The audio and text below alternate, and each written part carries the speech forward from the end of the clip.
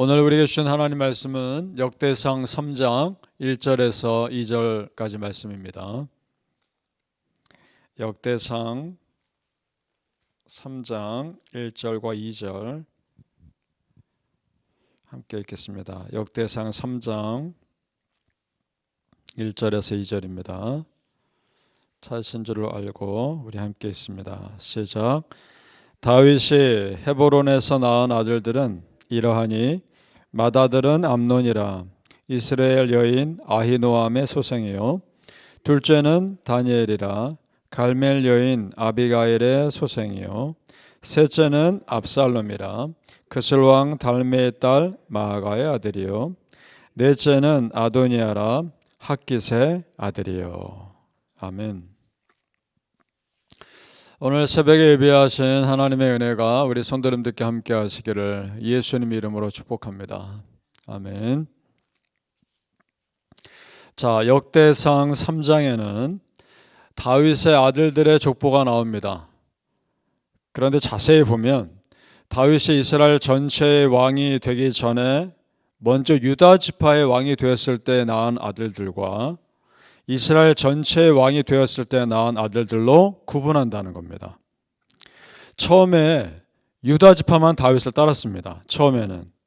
그래서 유다 지파만의 왕이 먼저 됩니다. 사울 왕을 따르던 그 이전의 지파들은 자기들 나름대로의 왕을 세우고 다윗을 반대했었습니다. 그렇게 나라가 나뉘어져 있었습니다. 그렇게 유다 지파의 왕으로 있었을 때의 중심 도시가 헤브론이죠. 그래서 1절과 2절은 헤브론에서 낳은 아들들을 말합니다. 그 중에서 우리가 주목할 아들이 3명 있습니다. 첫째가 암논, 셋째 압살롬이고 넷째 아도니아, 이 세 사람을 주목해 볼 필요가 있습니다. 아버지는 다윗입니다. 그런데 어머니가 다 다르죠. 그 중에서 암논과 압살롬 두 사람 사이에 문제가 생깁니다. 어떤 일이 있었냐? 압살롬에게는 친여동생 다말이라고 있었는데 그 형, 이복형이죠. 암논이 압살롬의 친여동생 다말을 엿보입니다. 그런데 아버지 다윗이 그 아들, 죄를 지은 그 암논을 제대로 벌하지 않습니다. 이에 대해서 압살롬이 굉장한 불만을 품죠. 그리고 기회를 받다가 형 암논을 암살합니다. 암살하고 도망가죠. 그리고 훗날 나중에 돌아와서 아버지 용서를 받지만 그 마음에 반란을 품고 있다가 결국 반란을 일으키죠. 이때 다윗이 상당한 어려움을 당합니다. 압살롬의 반란 때. 그뿐만이 아닙니다. 이제 아도니아 관련된 것인데 아도니아라는 사람이 다윗이 솔로몬을 왕으로 세우기 전에 아버지 향해 반란을 일으키고 그 아들, 다윗의 아들, 자기 이복형이죠. 이복 동생이죠. 솔로몬을 죽이려고 합니다. 이것을 다윗이 소식을 듣고 빨리 솔로몬을 공식적인 이스라엘 왕으로 세웁니다. 그런 일들이 이 아들들 가운데 있었습니다. 어떻습니까? 다윗이 초기에 헤브론에 유다 지파의 왕으로만 있을 때 낳은 아들들이 어쩌면 이렇게 하나같이 다 문제를 일으킬까요? 왜 이런 문제가 그 아들들 가운데 계속 일어났을까요? 아마도요, 다윗이 이스라엘 전체의 왕이 되기 전에는 아무래도 그의 위치가 확고하지 않았습니다.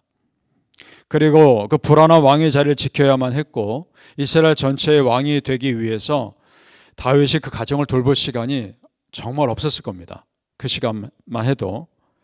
결국 그 아들들이 훗날 다윗의 왕권을 위협하는 사람들이 됩니다. 하나같이. 이것을 보면서 우리가 정말 무엇을 우선으로 여기며 살아야 할 것인가 라는 생각을 해보게 됩니다. 여러분, 우리 믿는 자들은요, 나에게 주어진 삶의 어떤 것도 소홀히 할 수 없습니다. 우리의 삶은 하나하나가 나에게 주어진 선교지입니다. 믿습니까? 내 가정도, 내 직장도 내가 다 은혜롭게 감당해야 할 나의 선교지입니다. 그러니까 우리 삶엔 기도가 끝이 없습니다. 기도로 하나하나 풀어나가야 하는 거죠. 성도님들, 작은 것 하나까지도 하나님께 정말 다 맡기시고 기도로 감당하시기를 축복합니다. 아멘. 밤에 예루살렘에서 이스라엘 전체의 왕이 된 후에 낳은 아들 중에 솔로몬이 있죠. 우리 3장 5절로 내려가 보시죠. 역대상 3장 5절 우리 같이 읽어보겠습니다.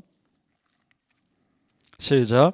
예루살렘에서 그가 낳은 아들들은 이러하니 시므아와 소밥과 나단과 솔로몬 네 사람은 다 암미엘의 딸 바스와의 소생이요. 자, 예루살렘에서 낳은 아들들은, 예루살렘이라면 다윗이 이스라엘 전체의 왕이 됐을 때를 말하는 겁니다. 그리고 나서 낳은 아들 중에 솔로몬이 다윗을 이어 왕이 되죠. 자, 여러분, 이것이 의미가 있습니다. 무슨 의미냐? 하나님이 정말 원하시는 것은 공동체의 평화라는 겁니다. 이스라엘 민족이 분열된 상태에서 낳은 아들 중에 왕이 되지 않고요, 다윗을 이어 왕이 되지 않고, 이스라엘 민족이 하나 된 상태에서 다윗을 이어 왕이 됐다는 겁니다. 그러니까 이것은 하나님께서 이스라엘 공동체에 원하시는 것이 공동체의 평화라는 것을 보여주는 겁니다. 솔로몬이라는 이름도 샬롬에서 나오지 않습니까? 샬롬, 평화라는 뜻 아닙니까? 그러니까 평화, 평안 이런 이름 뜻을 가진 솔로몬이 다윗을 이어서 왕이 된 것 자체가 우연이 아니라는 겁니다. 하나님께서 이스라엘 공동체에 원하시는 것을 그대로 보여주는 거죠. 성전 짓는 것도 마찬가지였습니다. 이스라엘 전체의 왕이 되는 과정에서 다윗은 너무나 많은 피를 흘렸습니다. 그래서 성전을 짓고 싶었지만 하나님이 짓지 못하게 하시죠. 다윗 능력이면 충분히 지을 수 있죠. 하지만 하나님이 막으십니다. 대신에 그의 아들, 평화를 상징하는 솔로몬으로 하여금 성전 짓게 하십니다. 평화를 원하시는 하나님의 메시지인 겁니다. 바라기 우리 성도님들, 우리 모든 자녀들이, 우리를 포함해서 우리 자녀들이 다 하나님의 평화의 도구로 사용되시기를 예수님 이름으로 축복합니다. 아멘. 오늘 말씀 계속 보면 하나님께서 한 민족에게 맡기신 사명을 그 후손들을 통해서라도 끝까지 이루신다는 것을 알 수 있습니다. 아말렉 족속에 대한 심판 때문에 그렇습니다. 아말렉 족속 얘기를 제가 여러 번 말씀드렸죠. 출애굽할 때 출애굽하고 나서 이스라엘 백성들을 제일 먼저 공격한 족속이 아말렉이고, 그들이 어떻게 공격합니까? 광야 행진하는 백성 뒤쪽에서 가장 힘없는 사람들이 있는 곳을 공격하지 않습니까? 하나님이 그것을 정말 안 좋게 보셨습니다. 그래서 아말렉을 진멸하라고 명령하십니다. 진멸한다는 것 여러분 아시죠? 흔적도 없이 심판하는 겁니다. 그런데 중간에 사울 왕이 순종하지 않죠.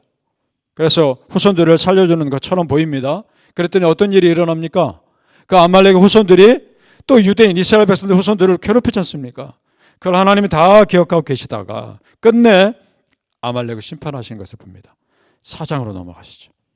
4장으로 넘어갑니다. 역대상 4장 쭉 내려가셔서 42절에서 43절로 가보시겠습니다. 4장 끝부분입니다. 역대상 4장 42절에서 43절 찾으셨죠? 우리 같이 읽어보겠습니다. 시작.